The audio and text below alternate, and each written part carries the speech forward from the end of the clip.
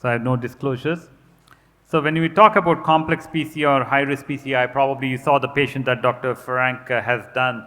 These are the people who have high-risk clinical and lesion characteristics, including diabetes, acute coronary syndromes, or long lesions. Bifurcations are the most important, as we saw moderate to severe calcium and chronic total occlusions or instant restenosis. All of these make these patients complex PCI. So when we talk about imaging, actually it's still class 2A indication for left main intermediate or ambiguous stenosis to use intravascular ultrasound, and it is a class 2AC for optical coherence tomography. So the best practice summary for using intracoronary imaging is done in only about 18% of the PCIs in the United States still, as per NCDR, the National Cardiovascular Data Registry 21 to 22, and about pre-intervention assessment is 25%, and the post-assessment is also still 25%. So the intracoronary imaging will help us to actually plan what size of the stent to be done, what sort of plaque modification that we have to do, and based on the plaque characteristics and the length of the stent and the size of the stent, and also to look at actually malapposition is there or not, and under expansion, and any complications such as edge dissections, and ruling out the geographic miss. So where is the evidence? The Renovate Complex PCI trial looked at actually 1,620 patients with complex coronary artery lesions undergoing PCI, which are defined as true bifurcations. As I mentioned earlier, I think it's long lesions, CTOs, bifurcations, multi-vessel PCI, and all these types of lesions, imaging guided versus angiography guided PCI. So it looked at actually true bifurcation lesions that's seen in about 22% in both, and number of vessels treated, or 3 vessel disease are treated in about 30% of these patients actually. So that's one important thing. The next one is Illumin 4, looked at actually a randomization of 2,487 patients into OCT guided versus angiography guided PCI, and about 1,230 patients had a follow-up. In these patients, unfortunately, I'm sorry about something happened. So there's no final post-PCI minimal stent area by OCT. Square millimeters is 5.72, is slightly higher, which is statistically significant though, but compared to angio-guided, which is 5.36. The OCT guided PCI appears to be numerically better than angiography guided PCI in a target vessel failure. However, it was not statistically significant, but it definitely is non-inferior or slightly superior numerically to with the angiography guided PCI. So in October trial, again the stable angina and unstable angina or non-ST elevation MI, true bifurcation lesions were randomized on OCT guided versus angiography guided, and the primary endpoint of MACE at median 2 years. And that actually the primary endpoint of death from a cardiac cause, target lesion MI, or ischemia driven target lesion revascularization is superior compared to angiography guided PCI with an absolute risk reduction of 4% in the MACE rates. So this is actually a smaller trial compared to the previous ones, but still is very strongly positive in this one.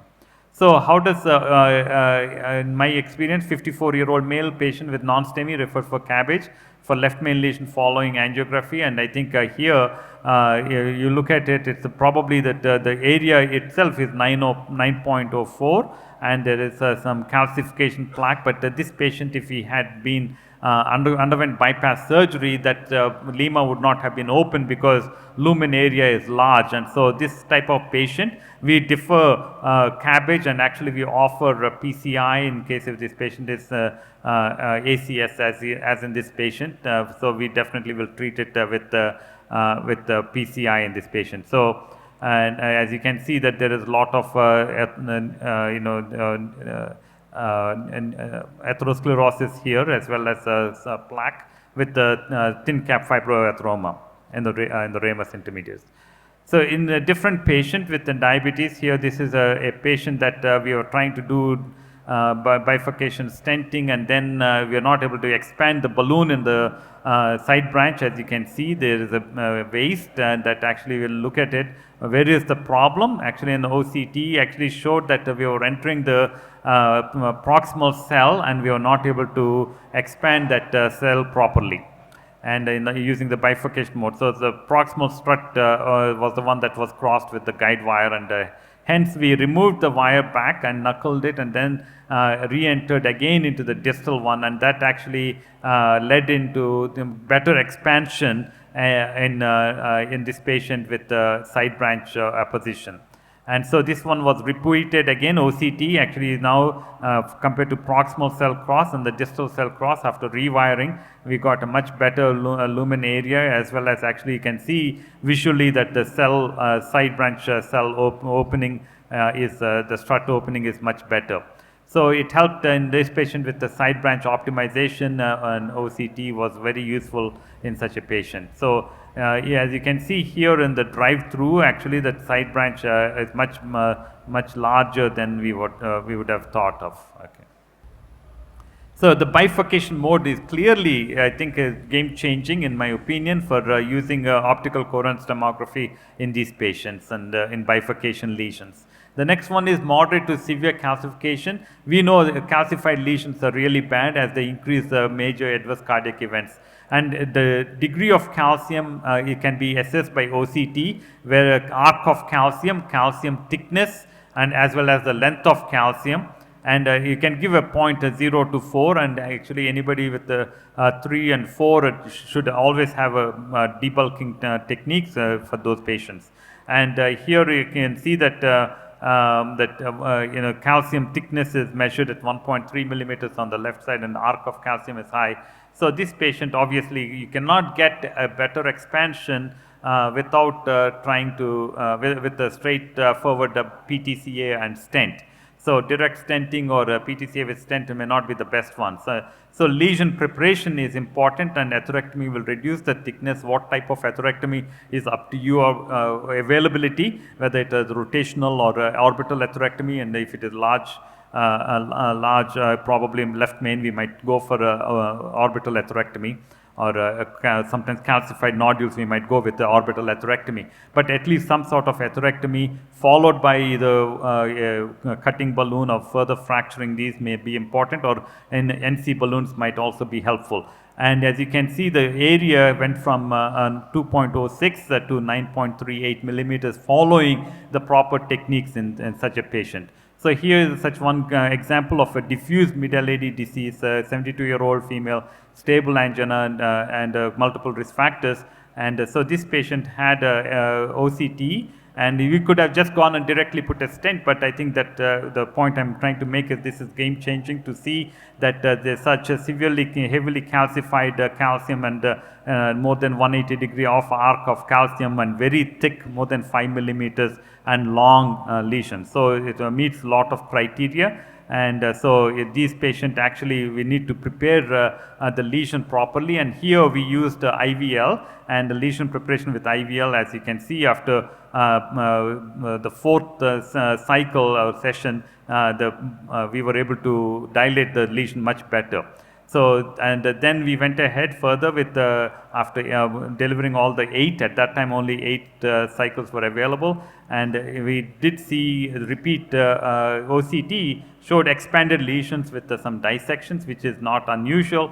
And so further expansion was performed with the non-compliant balloons, and then there was no obvious dissections around the calcifications, and further additional pre-dilations, as we said. And following that, there is you can now go ahead and almost stent-like result, but obviously a stent was placed here in this patient, and ultimately the result was excellent. And so the diagonal has some disease. If somebody wants to go after it, yes, that could be done, or at that point, or a staged procedure can be also done. So this patient, the OCT shows here that absolutely well expanded stent, and circular round shape stent is seen, and optimal stent apposition also is very visible. So here's the baseline, and as you can see, very heavily calcified vessel, and OCT, I mean IVL results were very good, but still there were some dissections, and whereas with the final stent result is optimal lesion preparation was achieved, and optimal stent deployment was achieved. So how do you do optimal lesion preparation, whether you use rotor, laser cutting, OPN, or a shock wave, or orbital atherectomy, as I mentioned, that depends, but at least doing OCT will help you in making a decision. Such algorithms can be used based on OCT, whether we can actually, what type of balloons or atherectomy devices should be used. So in my take-home message, and for me, especially OCT helps to assess the lesions much better, and algorithmic approach simplifies the complexity of lesions and prevent complications with proper patient selection and device selections. And I think just some people think that with OCT we will add more time, but that's okay. Do not rush. This is not the time that you want to rush and do and have a suboptimal result. You should take a little bit longer time, even if it takes another 20 seconds or 2 minutes, but get the best results that you can give to the patient. With that, I'll stop here. I'll be happy to take any. Thank you.